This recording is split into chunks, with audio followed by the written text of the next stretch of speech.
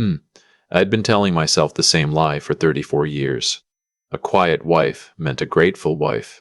A wife who stopped asking questions had simply found peace. I, Harold Stanton, had built that lie into the foundation of my retirement, the same way I had built everything else in my life, carefully, methodically, and without ever looking too closely at the cracks. I was 63 years old, standing in the master bathroom of our colonial home in Naperville, Illinois, looking at a man in the mirror who had spent 4 decades as a civil engineer and still could not read the blueprint of his own marriage. My hair had gone silver at the temples sometime around my 55th birthday.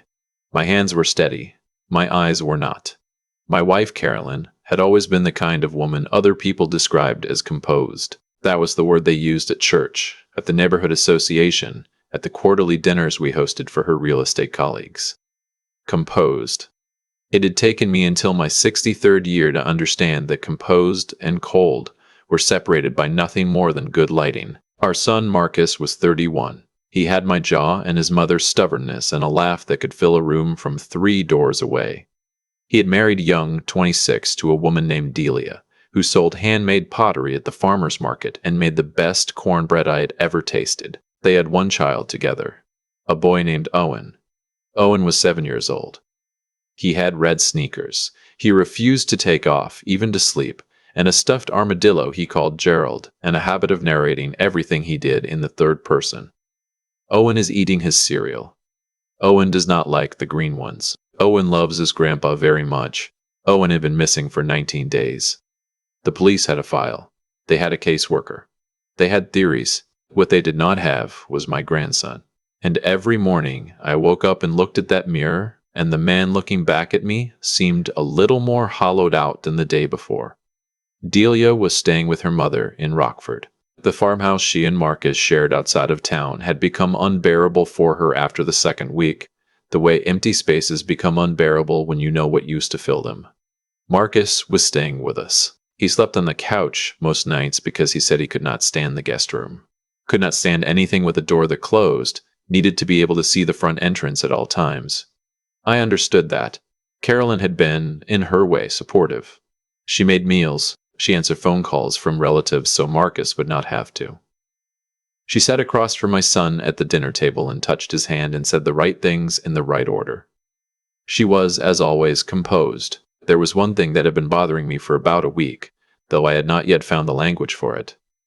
It was not a thought so much as a feeling that lived somewhere behind my sternum, a low-grade wrongness I could not locate or name.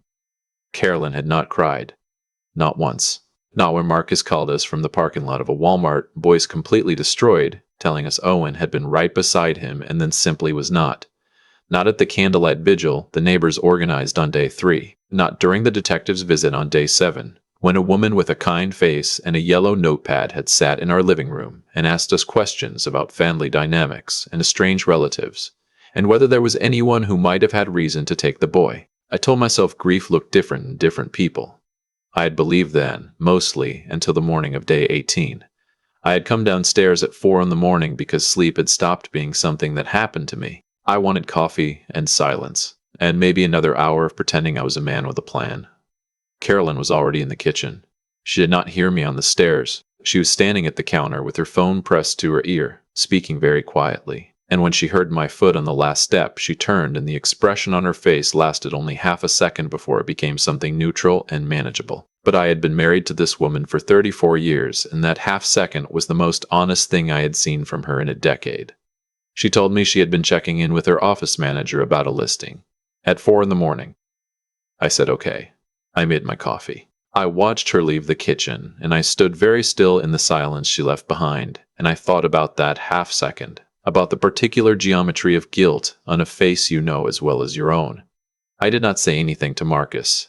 I did not say anything to the detective. I was 63 years old, and I had spent a career reading structural assessments, and I knew better than anyone that a crack in the foundation did not announce itself. It waited. The next morning I told Carolyn I had an appointment with my cardiologist downtown.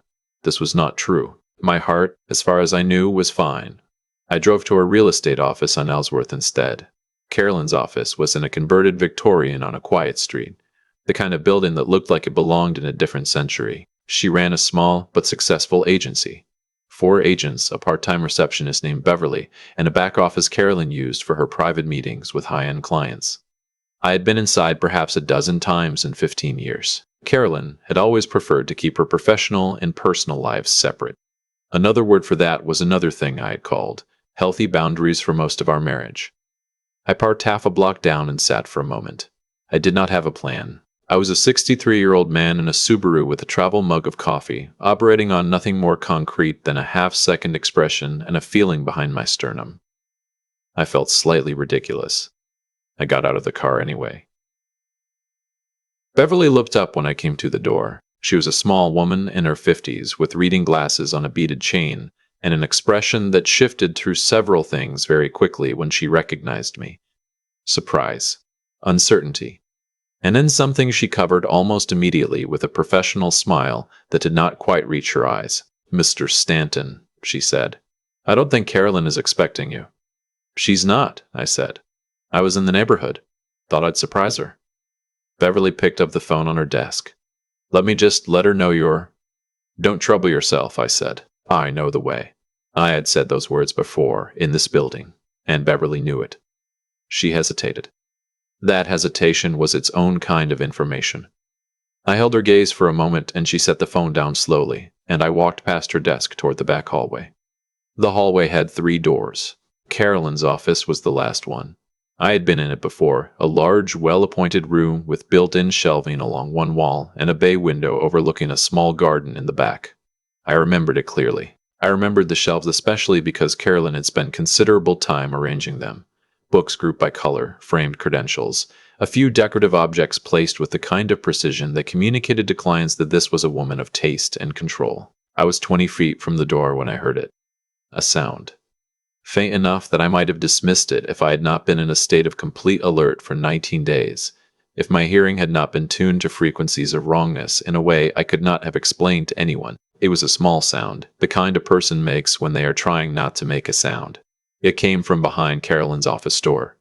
I stopped walking. I stood in that hallway for what might have been 10 seconds, or might have been 2 minutes, and I listened.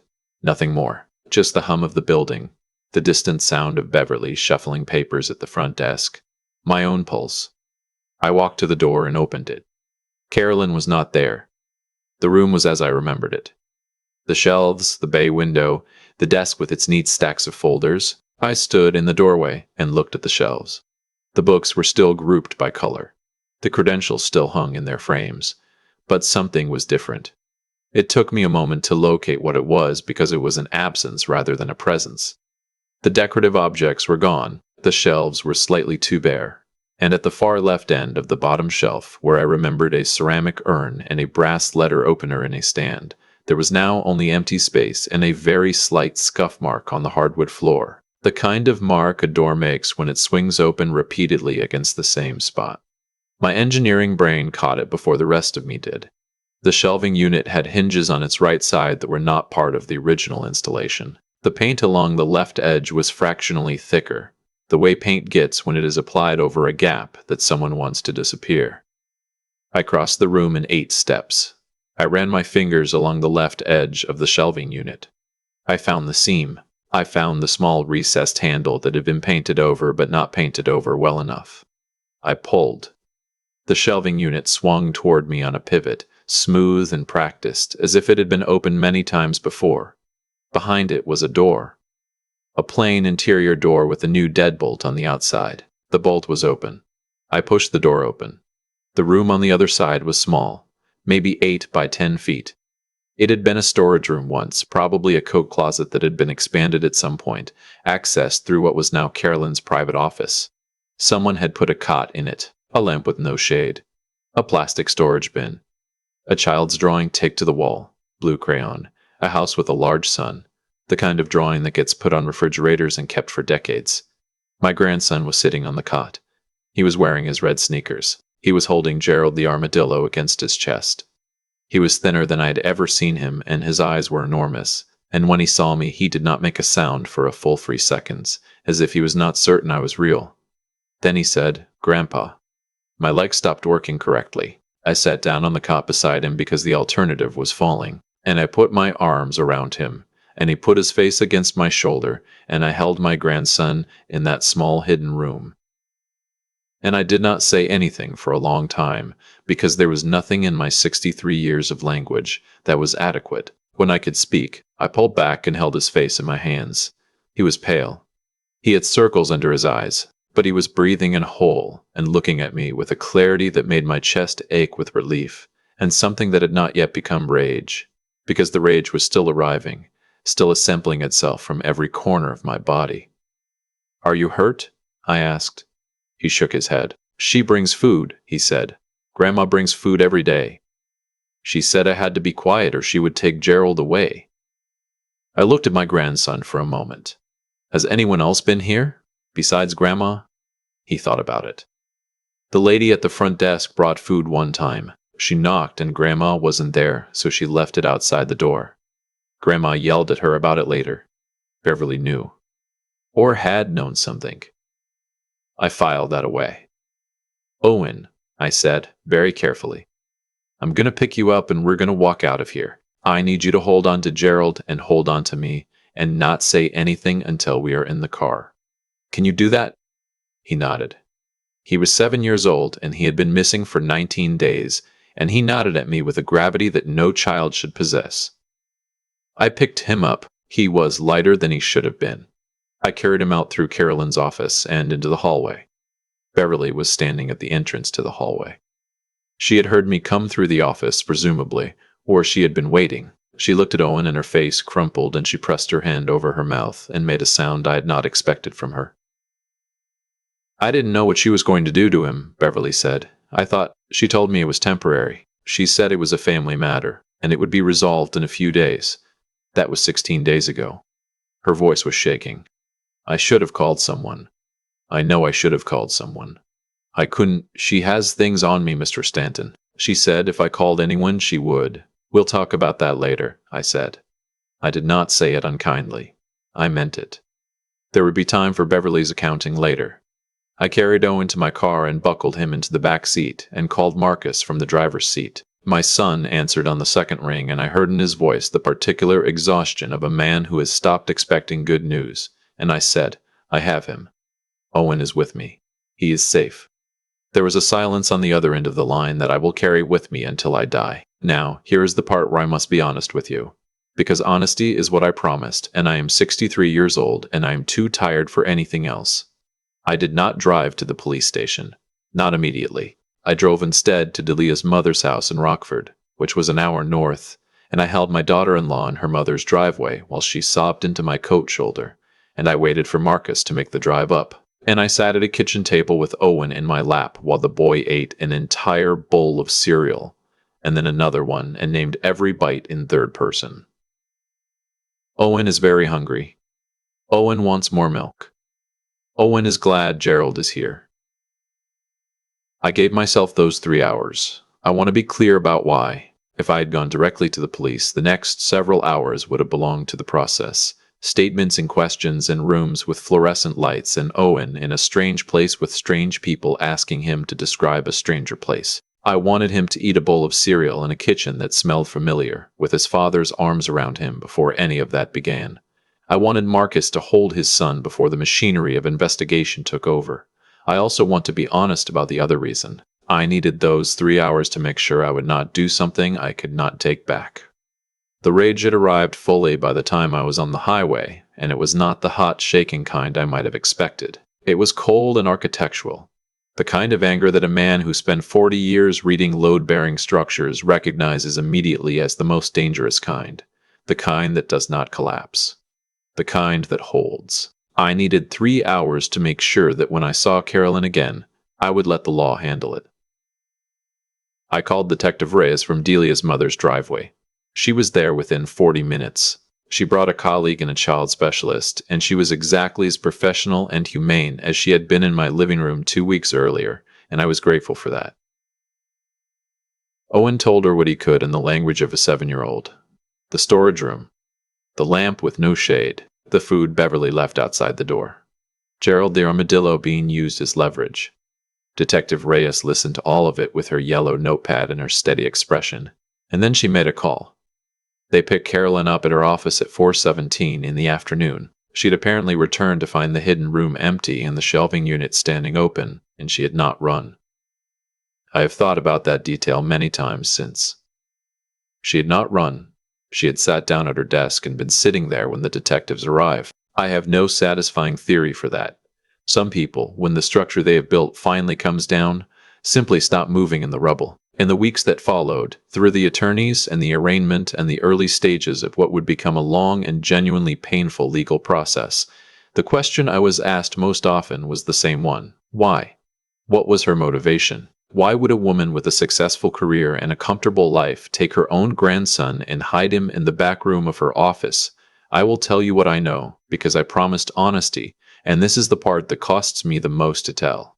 Carolyn had been conducting a secret for 26 years. Before Marcus, before our move to Illinois, before the real estate career in the Colonial House and the neighborhood association dinners, she had a daughter.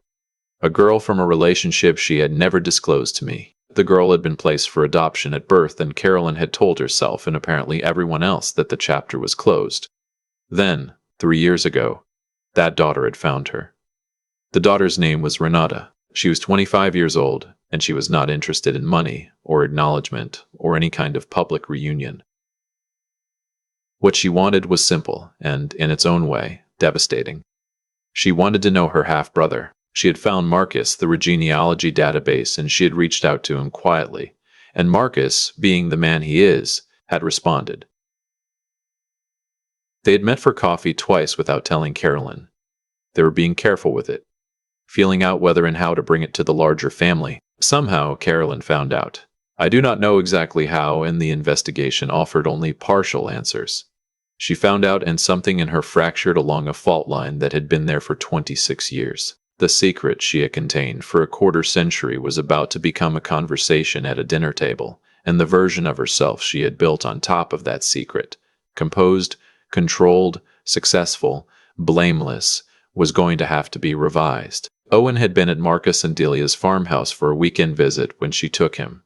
She told Delia she was taking him for ice cream and would be back in an hour. Instead, she drove to her office and she put my grandson in that room, and she called Marcus and told him that if he did not end contact with Renata and never speak of her to me or to anyone, Owen would be returned by morning. Marcus had not told anyone because she told him she would hurt Owen if he called the police. He had spent 19 days in the specific hell of a parent who has been told that the machinery of justice is the thing standing between him and his child's safety. I will not pretend that I understand entirely what those 19 days were for my son. I think I am not capable of understanding it fully, and I think that is appropriate. What I understand is this. Carolyn had believed that control was a structure, that if you built the walls high enough and smooth enough and filled every gap, nothing could get through. She had built that structure over 26 years, and she had lived inside it, and she had called it composure and reliability and strength and 100 other words that meant the same thing underneath. What she had not understood, and what I had not understood until a morning that changed everything I thought I knew about the woman I had spent 34 years with, is that a sealed structure does not stay sealed. Pressure finds the gaps you didn't know were there. In engineering, we call it failure mode. In a marriage, there is probably a simpler word for it, but I am an engineer, and it is the language I have. Owen sees a therapist twice a week now. He does not talk about the small room or the lamp with no shade. Mostly he talks about Gerald and about his red sneakers, and about whether armadillos can swim. His therapist tells us this is good, that processing takes the forms it needs to take, that children are more resilient than we fear and need more patience than we know. I am choosing to believe her. Marcus is rebuilding. There is no cleaner word for it. He has met with Renata 3 more times since all of this came to light, and she is, by his account, a thoughtful and careful person who is as wounded by this history as anyone, who wanted only a brother and found herself at the center of a catastrophe she had no part in creating. I think they will be all right, the two of them. I think that particular story is going to be one of the few decent things to come out of all of this. I see Carolyn's attorney occasionally in the parking lot of the courthouse when I go for the hearings. I do not speak to him. I do not have anything to say to anyone on her behalf. The woman I married may have existed, or she may have been a performance for 34 years, and I am not in a position to know which. And I have decided that the question is less important than I once thought. What I know is this. On a Tuesday morning in November, I drove to my wife's office with nothing more than a bad feeling and 34 years of knowing when something did not add up, and I found my grandson in a room behind a wall, and I carried him out in his red sneakers, with Gerald, the armadillo, pressed against his chest, and I drove north on the highway with that boy in my back seat, and I told him his father was coming. And Owen said in the third person, as was his way, "Owen is going home now." And I said, "Yes, buddy. Owen is going home." I kept that. I am keeping it. Whatever comes with the hearings and the legal process and the long, strange work of dismantling a life that turned out to be partly constructed from a lie, I am keeping that one thing. My grandson's voice on a November highway, small and certain, saying himself home. That belongs to me.